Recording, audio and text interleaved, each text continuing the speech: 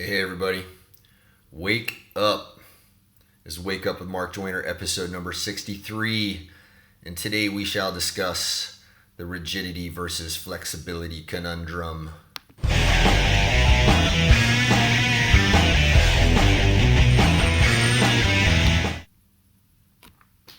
Alright, so yesterday I talked about the price of your non-negotiables.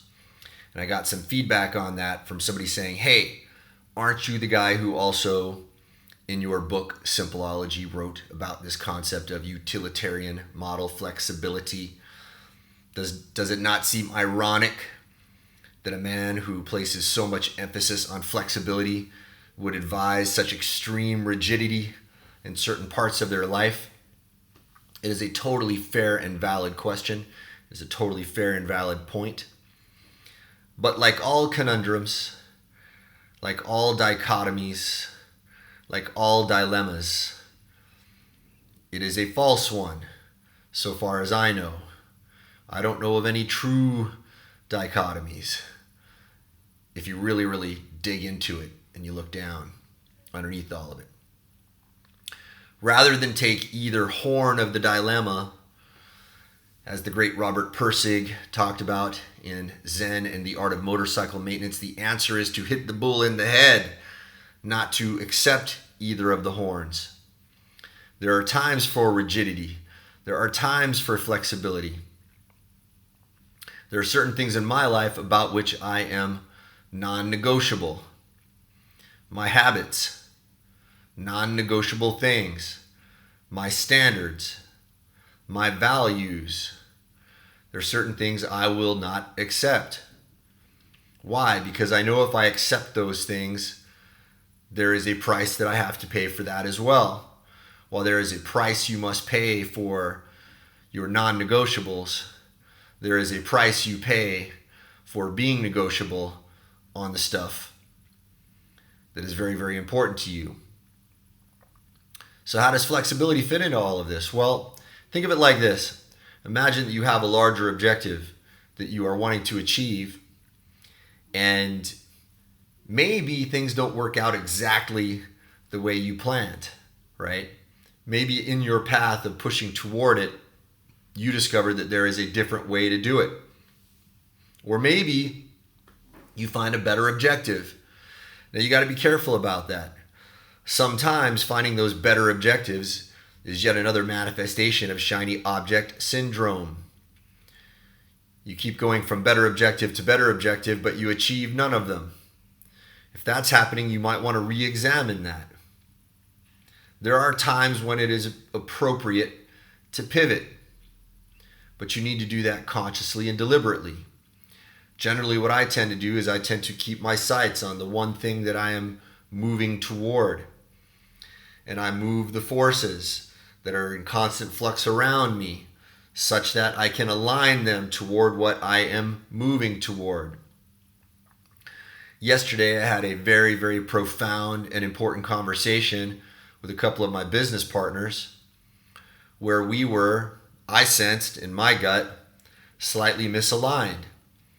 And I feel now, after having that frank and open discussion with them, we have aligned things in a way that is going to allow all of us to achieve our objectives in a much, much faster and much more pleasurable and much more powerful way than any of us had considered previously. We started out with this one notion in mind, and then we asked ourselves, well, why are we doing that? What is the reason underneath the objective that you have right now? Because that's the real thing. Often the objective on the surface is just a manifestation of something that you want underneath that. Getting to that thing that you want underneath that is the real thing. And once you scratch and you dig and you discover that, it's extremely empowering. Now that is the thing that I would be non-negotiable about. That thing that you truly, truly desire. Right? But I will be flexible in my means of attaining it. And I am very fortunate that I am surrounded by people who can share that sensibility, because most of us are not like that. We get attached to a particular outcome and we think that that's the thing. There's a saying that a lot of people in the self-help world talk about. I don't know who originated this. I wish I could give credit to the original founder of it. I've heard many people echo this sentiment, but it is keep the main thing the main thing. The problem is you probably don't know what the main thing is yet. You're moving towards something because someone else planted an idea in your head that that was what you wanted. Was it indeed what you wanted?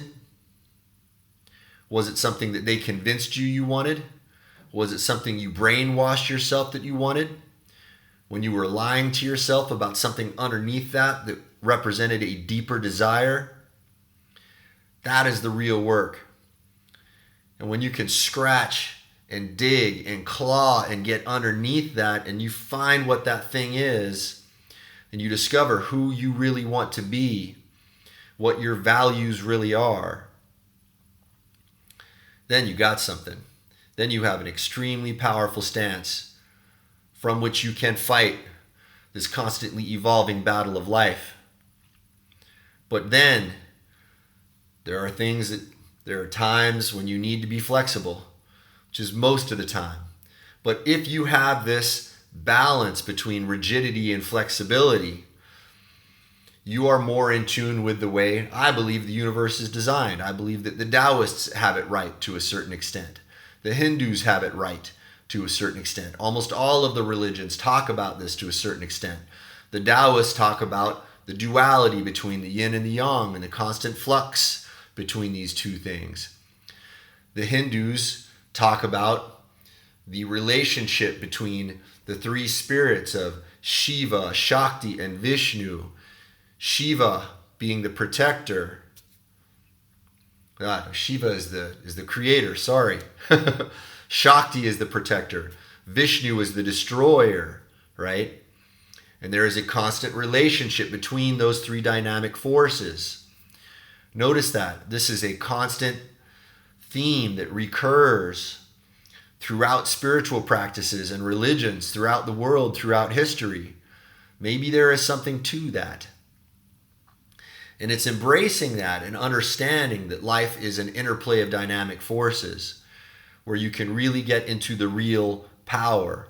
Will Smith, funny that I'm bringing up a popular culture reference, that is a very wise man. He says that he has figured out a way of uncovering the rhythm of life.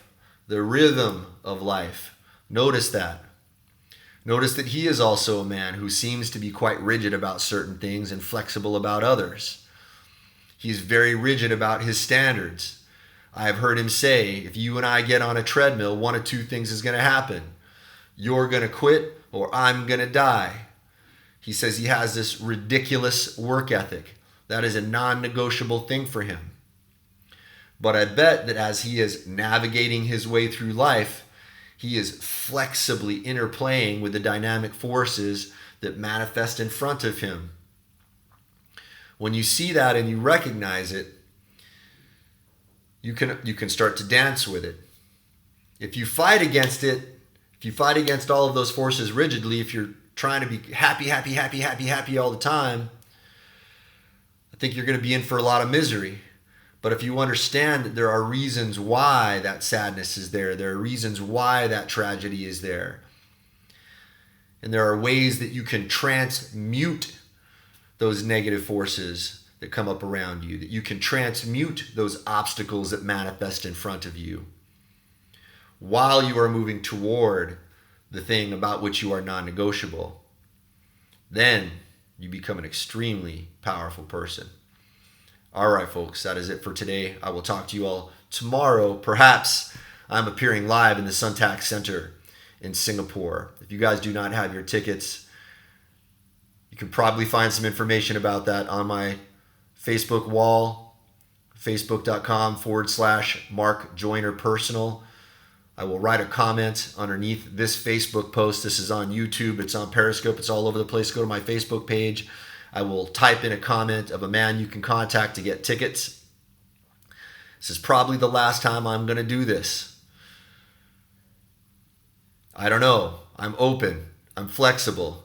But it is very unlikely I will do this again. So if you want to see me do this 1-day data dump of the most high me information I know about business that I have amassed over the last 28 years, now is your chance.